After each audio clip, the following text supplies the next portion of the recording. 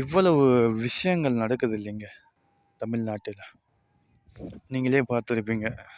ஃப்ளட்டாக இருக்கட்டும், பேரிடர்கள் வரும்பொழுது நான் பெரிய சூப்பர் ஸ்டாரோடைய ஃபேனுங்க. நான் தளபதி ஃபேன். நான் தலை ஃபேன். நான் இந்த நடிகருக்கான ஒரு முக்கியங்க, இவருக்காக நான் உயிரே கொடுப்பேங்க.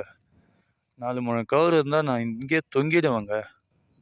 அடே, தமிழ்நாட்டில் ஃப்ளட் சென்னை ஸ்தம்பிச்சு போச்சு. ஒரு குடும்பத்திலேருந்து ஒரு சில பேர்லாம் இறந்துட்டாங்க. வேளச்சேரியில் பாலம் இடிஞ்சு விழுந்து அதில் ஒரு குறிப்பிட்ட பேர் இறந்துட்டாங்க. இப்போ போய் தொங்குடா கவுரு ஒன்று வச்சுக்கினேன். ஓட் போட்டே இல்லை, போய் தொங்கு. இல்லை, நான் சொல்ல வர்றது என்னன்னா, மக்கள் எல்லாம் ஒரு வேளை சாப்பாட்டுக்கு கஷ்டம், யாராச்சும் ஹெல்ப் பண்ணுங்கன்னு கத்தும்பொழுது ஆக்டர்ஸ் இருக்கட்டும், பணம் வச்சுருக்கோம்லங்க, சம்பாதிச்சோம்ல, எல்லாமே இங்கே தானே சம்பாதிச்சோம். நம்ம தமிழ்நாட்டு மக்கள் தான் கொடுத்தாங்க. அவங்க தான் நமக்காக எல்லாமே பண்ணுறாங்க. வீட்டிலேருந்து சண்டை போட்டு ஒரு 200 வாங்கிட்டு படம் பார்க்குறவனும் உண்டு, இன்னொருத்தவங்கிட்ட புடிங்கின்னு பார்க்குறவனும் உண்டு. ஆக படம் பார்க்கணுன்ற ஒரு எண்ணத்தில் ஓடி வரான் இல்லைங்க. அட்லீஸ்ட் இந்த மாதிரி சமயத்துலையாவது நம்மளால் முடிஞ்ச ஒரு ஹெல்ப் பண்ணலாம் இல்லை. எங்க அந்த தண்ணியில் இறங்கி இப்படி வந்ததுக்குள்ளே வரத்துல என்னங்க ஆகிட போகுது? மக்களுக்கு ஏதாச்சும் ஒன்று செஞ்சுருக்கலாம்.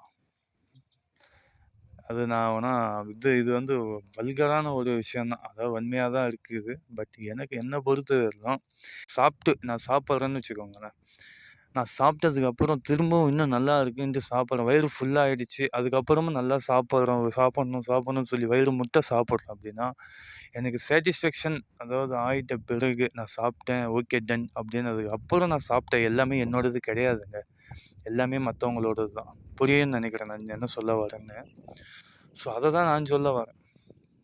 நம்மக்கிட்ட இருக்கு இல்லை, இருக்கிறத நம்ம கொடுத்து உதவலாம்ல. நீங்கள் தான் சம்பாதிச்சிங்க, நீங்கள் தான் கஷ்டப்பட்டீங்க. யூடியூபர்ஸ் கூட நாங்கள் தானே, அவ்வளோ பேர் அவ்வளோ கஷ்டப்படுறோம் நாங்கள், என்னங்க நீங்கள் ஈஸியாக கொடுங்க அப்படின்றீங்கன்னு சொல்லலாம். கன்ஃபார்ம், ஆமாம்.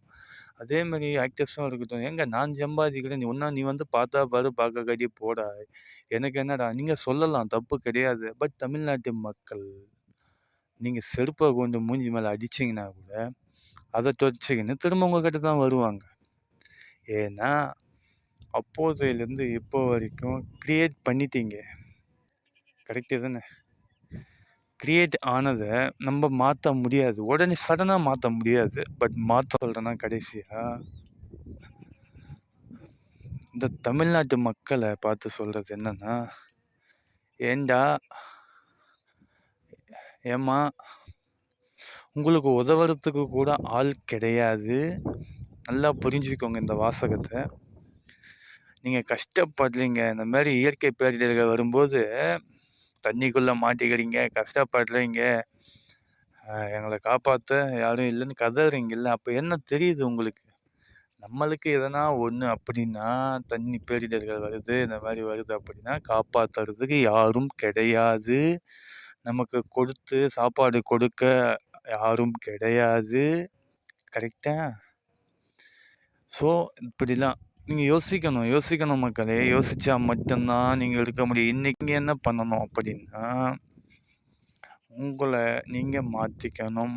மற்றவங்க கொடுப்பான்றதை எதிர்பார்க்கக்கூடாது. எல்லாரும் எடுக்கப்பட்டவன் தான்.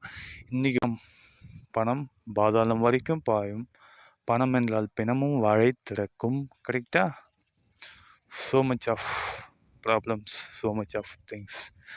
Life is very short நண்பா அப்படின்னு சொல்லக்கூடாது. லைஃப் இஸ் வெரி டஃப் நண்பா.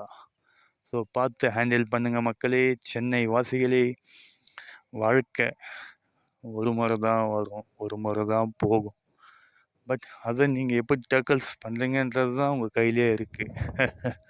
நீங்கள் படும் கஷ்டம், நீங்கள் படும் எல்லாத்துக்கும் நீங்கள் தான் காரணம், வேறு யாரும் கிடையாது.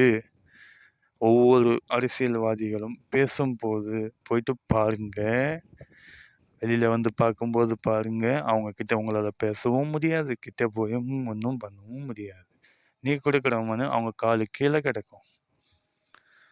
அப்படி தாங்க இன்றைக்கி இருக்கிற லைஃப். ஸோ பாய் பாய் மக்களே.